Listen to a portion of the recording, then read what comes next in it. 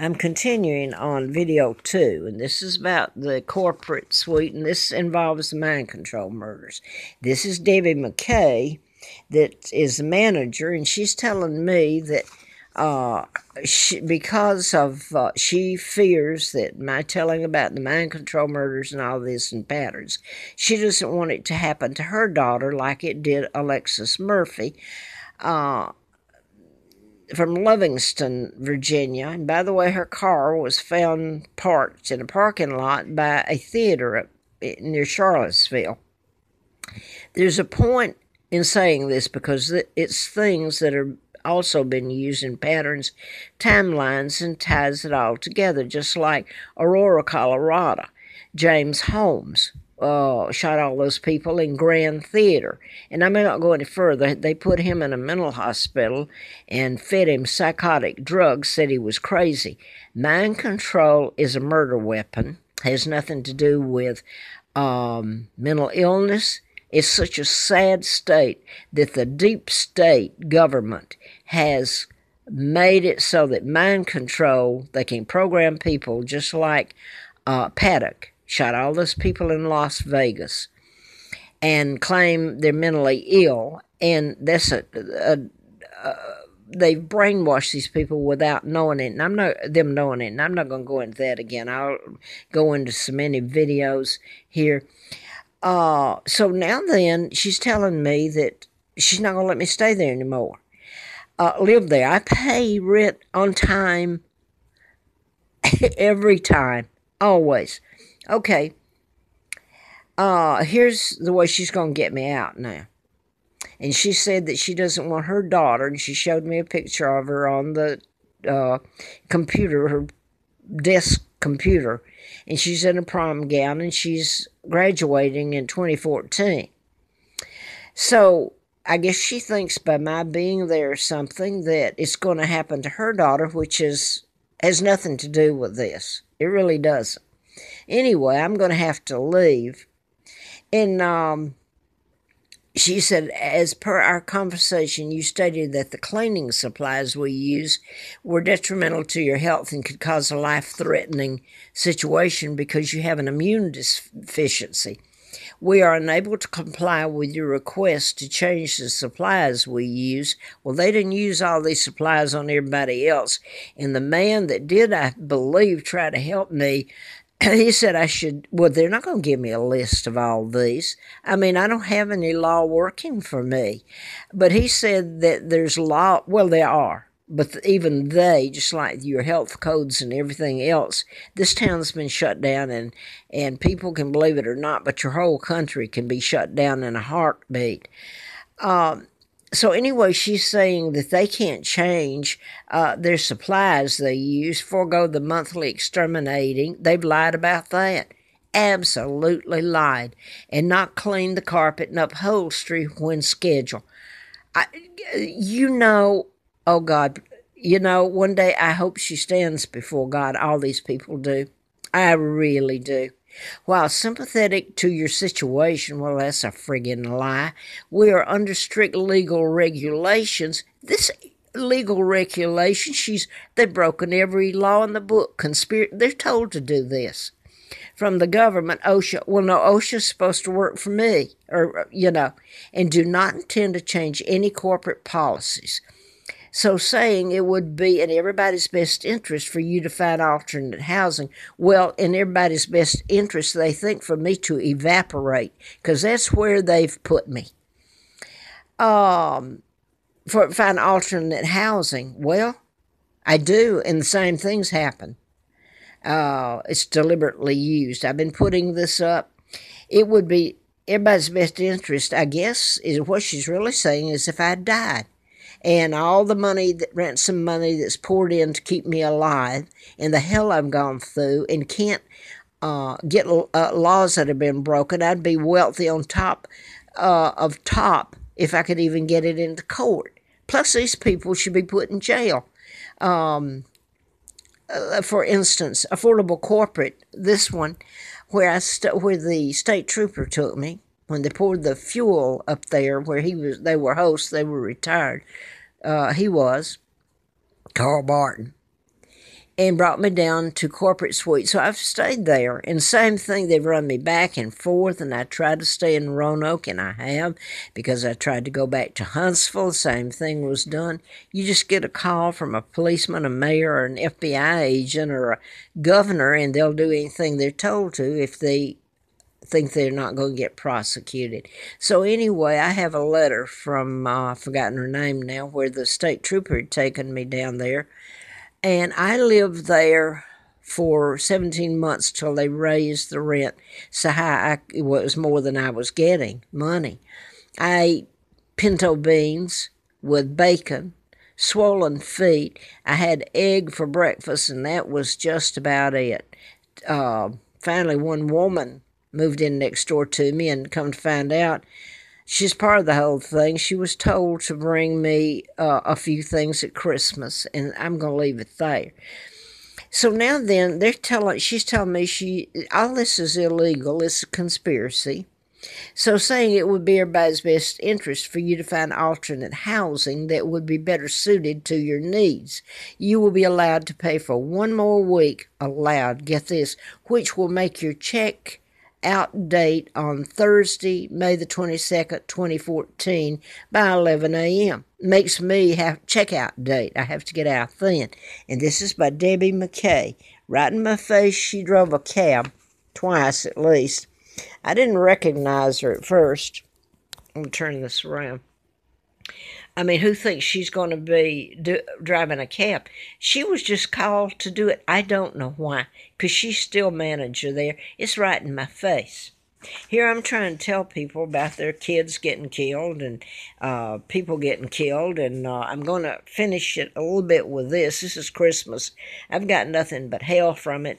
And to somebody to tell, well, this is what the Secret Service down there in Atlanta, when I was just simply, after they'd almost killed me, taken me across the state line, all this crap.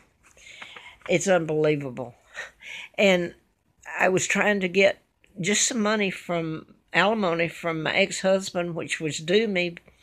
And the condition I was in, it was horrifying.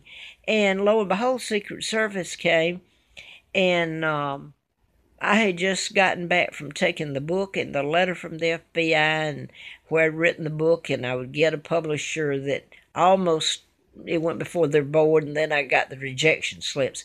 Guess who I turned all that over to? No money, walking. Took it to Ronald Reagan, was president, and Reagan that he adopted, who's a DJ, I forgot, Michael, I think's his name, was the one with the lapel that come in at the old executive, I don't know if it's still there, mailroom with chapter log things in this huge book. So I don't know if they tore the page out or they even care where I logged it in. Had a letter from the FBI and about the book on the front of the box, very well sealed and everything. Wasn't going to hurt a soul. And you could see it right off, the letter from the FBI to me. Well, the next thing, I'm having to leave with flip-flops in the cold in October, no ride, afraid you're going to get raped again or killed on the side of the road. Well, I got to Martinez, and I'm going to leave out the rest of the hell. And this has been it. And I'm afraid to even say anything sitting here on Christmas Day that somebody's going to hear me and come in and say, oh, we don't want to hear this anymore. We just have you locked up and say you're nuts or something, like they did Anastasia. Okay, that's the reason I think that Hustler magazine, in part, because FBI run Hustler. I mean, he was the one that called me, and I'm not going to say his name, as an agent I knew out of Atlanta, to make sure I got it. Anyway, here we go. And by the way, it was when Jesse Ventura, in its twin cities, St. Cloud, and is it St. Cloud? Anyway, you get into, Larry Flint was living on St. Cloud and Bel Air, I think, too. His home was then when I was out there. So this was, Hustler magazine was shipped special to me in '84. And the agent told me that I'm not going to say his name. I don't want to hurt him. I probably have said it in the past, but he Of course, they knew where I was. I had the car there, and he had sent that to me from St. Paul. It's the Twin Cities up there, where Jesse Ventura, and if you've been following me, you know where part of Ventura comes from. So if I'm rambling around, part of it is just to get it up here, and I hope and pray something good comes from it all.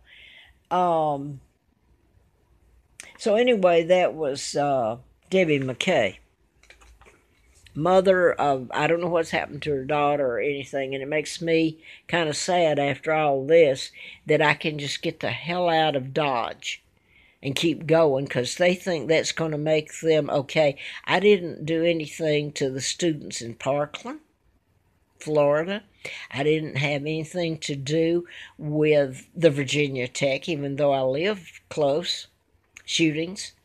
It's when Elizabeth came through here, going on her way to the United Nations that she works for, making speeches. She knew I was up on the trail, starving and freezing, and what I've written about, and about the murders at Virginia Tech. I didn't commit those murders. I've just told you Larry Flint was shot by a program shooter in Gwinnett County, Lawrenceville, Georgia, near Marietta. Now I'm going to... this woman, these people should be locked up. First of all, HUD is federal. Now I can't even get a HUD because of this crap. Their collusion with who's telling them to do it, a federal agency telling them to do it, and they do it. Law enforcement. So now, I told her, let me get back to this. I said, well, what if I don't leave? I stand here to pay the rent. I offer you the rent, and I just stand here till you take it. She said, I'll call the police, and I'll have you arrested for trespassing. They would have done it. I can assure you they would have done it. So I left, and you have no idea what they did before I left. Now, there's that woman, and I'm trying to save her daughter. Now, I wanted to get to this. I put up about Scott Peterson murder again because I didn't know when I was saying that or putting it up that it was Christmas Eve. Yesterday I put it up. Because HLN is CNN is telling about the very mind control murders that I've told were done in patterns. They're not mentioning that, but they are telling what they were telling back then. And one of them was about Scott Peterson, who's going to be on death row. Nancy Grace somehow has wound herself into all this. She was a prosecutor at Slayton, district attorney, Fulton County, Atlanta, Georgia. She has to know all this. She's a special prosecutor. She has helped on her programs put innocent people in prison or to death. Scott Peterson will die if this isn't told. Now then, today I'm watching it, and I'm here. I don't have anywhere to go. I don't have money and car and all that. And they had the one about, I believe it had Scott Peterson again, yeah, a rerun on that. But then they started telling about John Benet. And I'm going to try, Ramsey, I'm going to try to tell this, and I'm not going to try to tell you how the names fit in. Maybe some of you who have watched will get it. Okay. First of all, I'm just going to try to do it. I can't go back. I've scribbled it. I will say this. The Seattle television reporter in San Francisco produced emails in which Carr, K-A-R-R, his first name is John Mark. John is my husband's name. At least I think it is. Mark is my son's name, that they've done so much to him and Scott. They're heirs after me. Their grandfather's Edward VIII. And not William and not Harry. This is the most sordid, sick. Oh, my God. Anyway, to where Carr, who was now 46, was writing text messages to Samantha. I'm not going to say much more about Samantha, except I've already put this up here. Samantha is so important in that she's a half-sister to Meghan Markle, who married Harry. And of course, Harry is probably not the real Harry, and there's certainly fake monarchy. And yet they have been so, Elizabeth can't wait to embrace her, and she's biracial. And so to hell with me and my children and what's happened to us. God help them, they don't want to tell about us. So anyway, her name's Samantha. So it gets into, okay, suspect, I'm talking about John Mark Carr. Now, Karr. Let me just try to do it from writing this down. He had ties back to Hamilton, Alabama. Of course, I was taken there at age 2 and given the name of Peggy Ann Dempsey. I married Childers. I still have to use that name. So my ID's stolen, and that's Moulton, Alabama. And I finished high school there, and anyway, so Hamilton is not too far, and you get Florence, Alabama, and Athens, which is not that many miles away from Huntsville or Moulton, that's involved in it. But the way you spell Carr there, Karr, when my husband and I married, a few weeks after we were married, we visited Junction City, Kansas. And his grandmother had married, she was a porter, but she married, her husband died, and she married a Dr. Carr, spelled Carr. So, in Junction City, Kansas. Now, okay, so John's mother's name was Thelma Porter Childers. And let me go back. And okay, the Samantha comes in there because she was a girl that was, I believe, teenager, and this John Mark Carr is sending her, it's out of the way. Oh God, I wish I could I cannot go and decipher this again. I can remember vaguely doing this, some of it back then when it was, but frankly I'd forgotten about it because I did all I could, and I wrote letters to the Boulder, I've even been to Boulder, Colorado with the car, Hustler car, driving it. Okay, just bear with me. He married, by the way, he confessed to killing John Benet in Boulder, Colorado, which turned out to be, as far as I know, a lie. It's the name game, the patterns. Okay, they brought him back, and I'm not going to get into the years. I've got it written down here, but you can look it up. You can Google it. Okay, he had ties back to John Mark Carr. He married Laura, Lara, John's sister, her name has been used in this a lot of the murders. Laura is her name, but Laura. Okay, they had twins that died on the same day they were born. And, well,